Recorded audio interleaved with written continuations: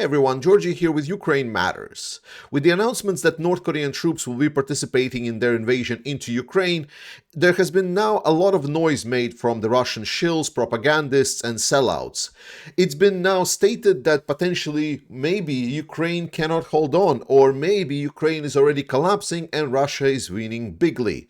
Which is obviously, if you follow this channel, you know that this is not the case, but oftentimes I just talk about it without digging deep into details. So today we're going to be looking a little bit at the numbers that are behind my claims. And the first thing that we see here is something that you might encounter quite frequently, which is the daily losses of Russian forces in Ukraine. Now, these numbers are often questioned and disputed, and unfortunately for people that do that, there are other sources of verification of these numbers, and oftentimes Pentagon or some other military analyst think tanks or across the world are actually looking into the numbers and confirming that yes, the ballpark of the numbers that are presented on these slides is actually true, with the obvious caveat being that 684,000, that is the total losses, that is not just killed Russians in Ukraine, so including the wounded and so on. So when we're talking about what is the situation of war in Ukraine and how well or not well Russia is doing, oftentimes people start judging it by what they're hearing from the media.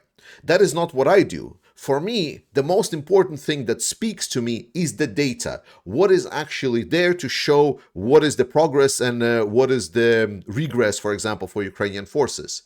One of the major points that I look oftentimes is what is the scale of losses of Russian forces. I have been underscoring time and time again that Ukraine needs to grow their capabilities to inflict more losses on Russia, therefore negating any kind of reactivation of their units. And with all of the increase of Russians trying to activate a lot of stockpiles from their storages, getting a lot of the vehicles from the Soviet era, we've now seen a lot of these vehicles fielded. Now, if you look at this graph right over here at the bottom, thanks so much to Ragnar, oh my God, I'm going to butcher the name, Gunnarsson, I hope it is right. But thank you so much to Ragnar for tracking this. But what you can see here on this chart, this is about Russian losses. And you see that the chart goes up. That means that Ukraine is able to inflict more losses to Russians as Ukrainian capabilities grow. And therefore, all of the talks that potentially this war is kind of going to some kind of a state where there is nothing happening, or there is like some kind of a balance, for me, that's not accurate, because I see that Ukraine is continuously inflicting more and more losses to Russians by growing their capabilities. And as Russia is running out of the stockpiles of their equipment, which is tracked by many sources, and we're going to mention some here, Russia will start having trouble getting their production up and up and up and matching the growing capabilities of Ukrainian to inflict losses on the Russians. And you might respond, okay, Georgie, so Ukraine is doing pretty well, but why then we see that Russia is continuously attacking? And then I say, well, let's try to balance it out. Let's try to consider whether what Russia is achieving is comparable to how much losses they are sustaining, because that is what we need to know. If this is an attrition warfare, right? So that means Russia has some time while they have these big stockpiles, because we definitely know for sure that the Russian production cannot match the necessity and growing attrition of the Russian forces. The only way they're able to do it is by activating the stockpiles from the Soviet era, where the Second World superpower was stockpiling the ammunition and vehicles for 50 years to fight the rest of the world, and now it's being all sent to be disposed of in Ukraine. And people that follow this channel for a while already know what's coming, because it's this chart. So this is where I'm following the data about what's the situation with the Ukrainian controlled and Russian controlled territory, because that is what we want to know, right? If Russia is indeed sustaining extensive losses, if they are reactivating a lot of their production, does this mean that while Ukraine is inflicting losses, Russia at the end is gaining massive momentum anyways, and is able to overcome Ukrainian resistances, and is able to crush Ukrainians, and is able essentially to capture all of the territory that belongs to Ukraine? Or the second ratio is potentially that Ukrainians are, while maybe retreating, but they're still fighting the Russians, and they're able to inflict significant damage to the Russians. So we turn to this chart, and this chart goes from the February 2022 to the September 2024. And the purple and red is Russian occupied territory in Ukraine, and yellow is the Ukrainian controlled territory.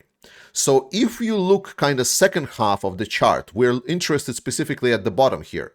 So at the bottom here, do you see the big change in the red controlled part? I almost don't. And this shows one very important thing, that despite all of the increased presence of Russians on the front line, despite the attacking of all of the directions, despite us hearing from all of the medias all over the place that Russians are about to take this settlement, Russians are about to capture that settlement, and so on, the tempo of Russian advances is inadequate for the plans that they're drawing. And because Ukraine is continuously treating Russians, that means that only one thing, that Russians' hopes for achieving any kind of military victory in Ukraine are flawed, and they are not getting there.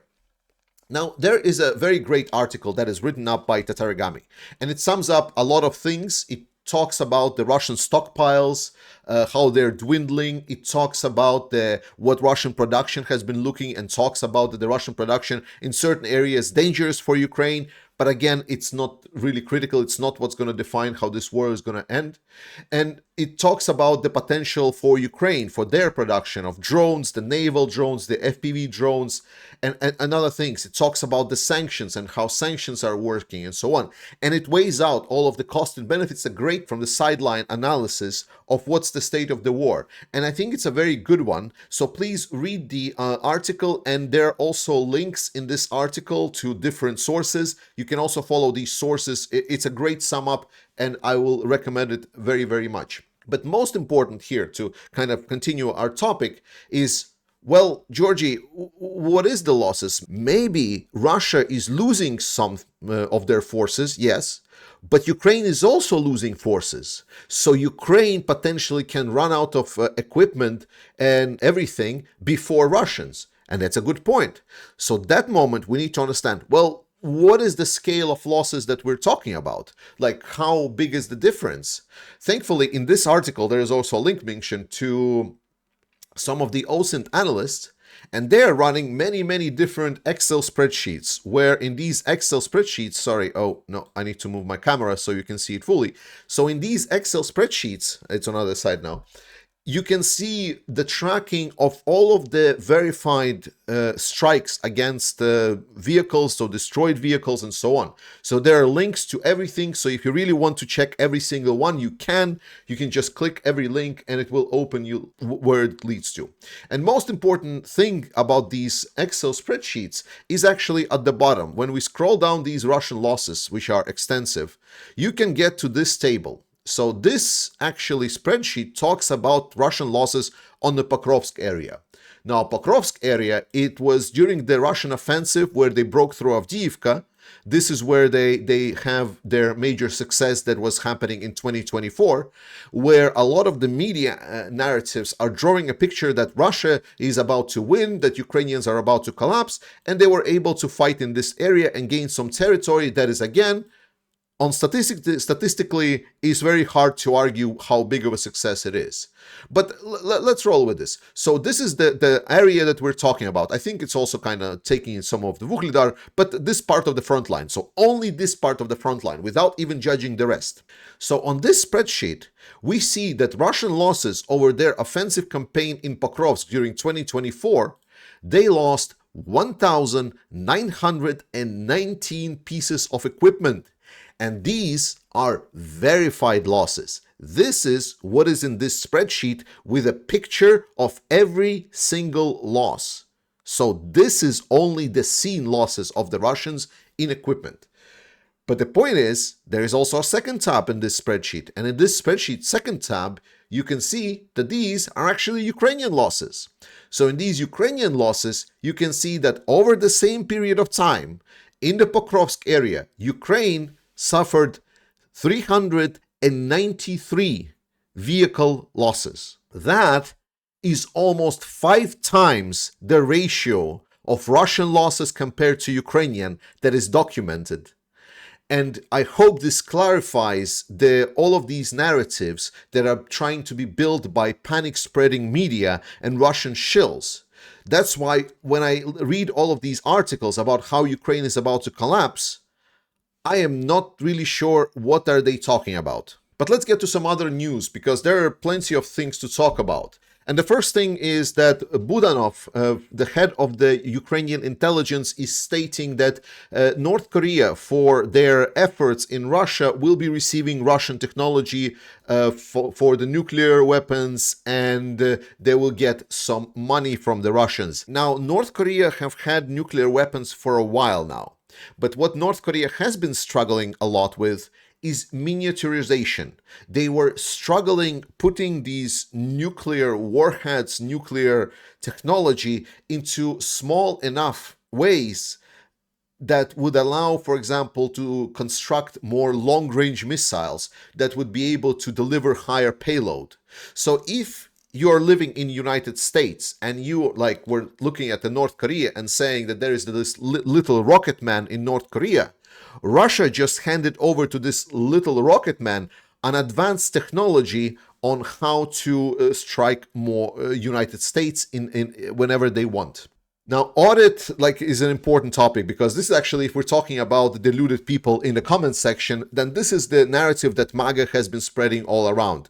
Even the people in MAGA that say, oh, we're supporting Ukraine, but all of these weapons that they're just spending and all of this money is just going for unknown cause. Zelensky is just a salesman and he's just getting a blank check. Well, thankfully, in reality here, it's not that. And if we don't listen to weirdos and we actually look at the facts that there are certain audits about how the help from United States and other allies is being used, then we find from time to time articles like these that are describing that audits in Ukraine about this use of their equipment has revealed no major violations. That is important to underscore, and I'm glad that the recent audits continue playing on our side. Another important topic is the political situation in Europe. Now, a lot of people were expecting that after elections in Europe, there's going to be some major far-right parties that are going to come to power.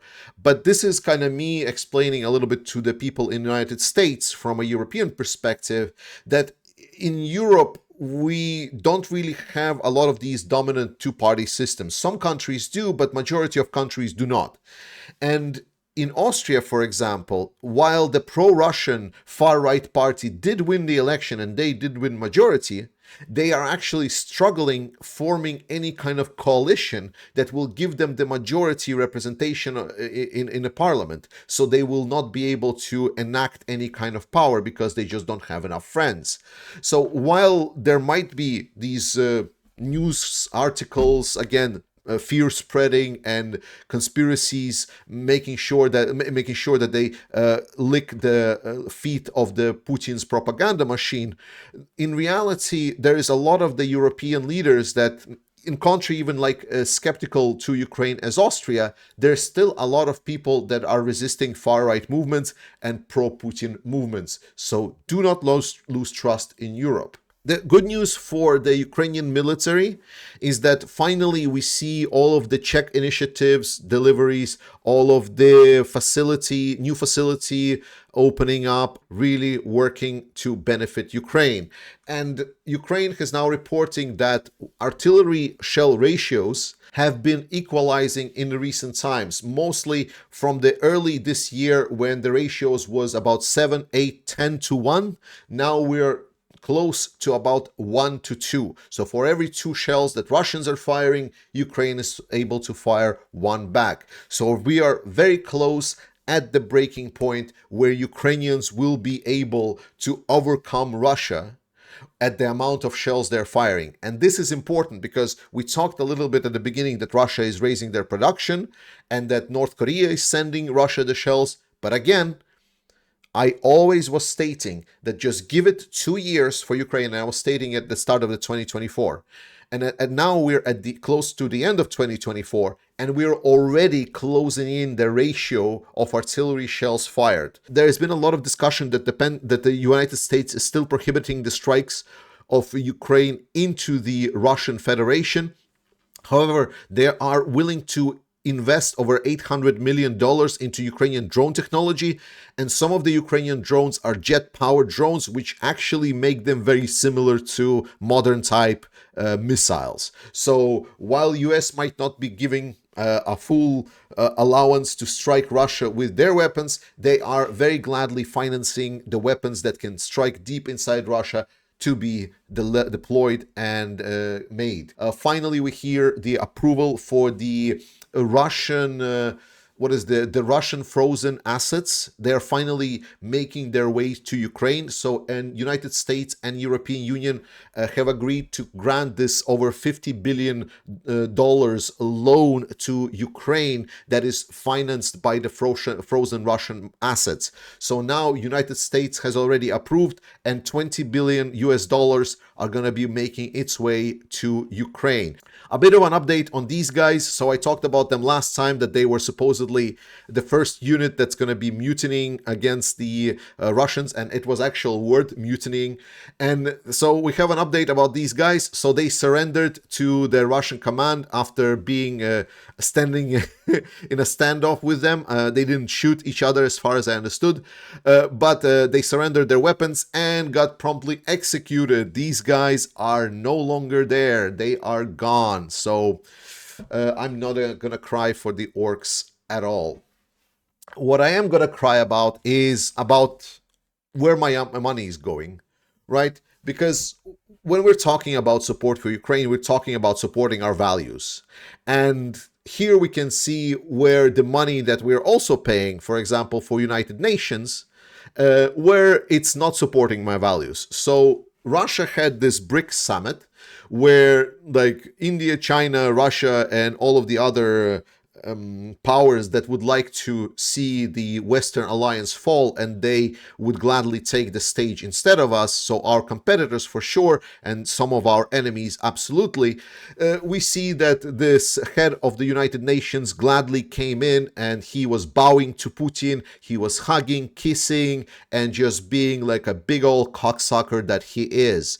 And this is important because when we're talking about United Nations, oftentimes I'm hearing about what United Nations is and what United Nations is not. So I'm gonna read you something that I'm pretty sure you've never read in your lifetime, which is the preamble to United States Charter. And what it says is, "We, the peoples of the United Nations, determined to make succeeding generations from the scourge of war, which twice in our lifetime has brought untold sorrow to mankind, and to affirm faith in fundamental human rights, in the dignity and worth of the human person, in the equal rights of men and women of the nations large and small, and to establish conditions under which justice and respect for the obligations arising from treaties and other sources of international law can be mandated, and to promote social progress and better standards of life in a larger freedom, and for these ends to practice tolerance, live together in peace with one another as good neighbors, and to unite our strength to maintain international peace and security, and to ensure by the acceptance of the principles and the institutions of methods that armed forces shall not be used save in the common interest, and to employ international machinery for the promotion of the economic and social advancements of all people." And if I also dip a little bit into the principles, the first principle of United Nations is to maintain international peace and security, and to that end, to take effective collective measures for the prevention and removal of threats to peace and for the suppression of acts of aggression or other branches of peace, yada yada. This guy, he rejected coming to Zelensky's peace summit, but he came into BRICS. He is the head of the United Nations. He's supposedly the person that represents all of these values and principles that I just read to you. So when we're talking about spending money on useless stuff, I really want us all to dismiss any kind of delusion that United Nations, that some kind of international law is some kind of still a thing, because we clearly see what is being shown to us. I'll remind you that United Nations headquarters is in the United States, supposedly the host country, the main country that's supposed to be hosting. Yet instead of doing what the United States is supporting and supporting like democracy and peace and whatever, this guy is going around doing a little bit of a sloppy job, a sloppy B job, I would say, to the Russian president and other aggressors.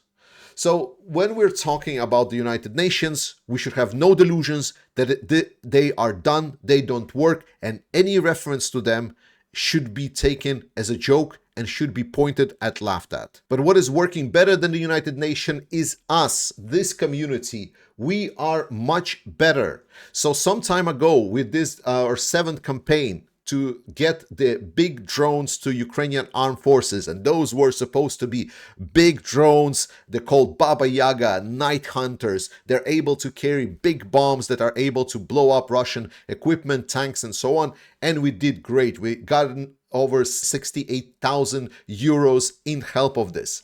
And now we actually have a video from the people that are receiving these drones. So let me shut up for a second and please listen. Привіт, мене звати Іван, я оператор таких великих коптерів. Висловлюю свою подяку Ukraine Matters та підписникам за надану допомогу.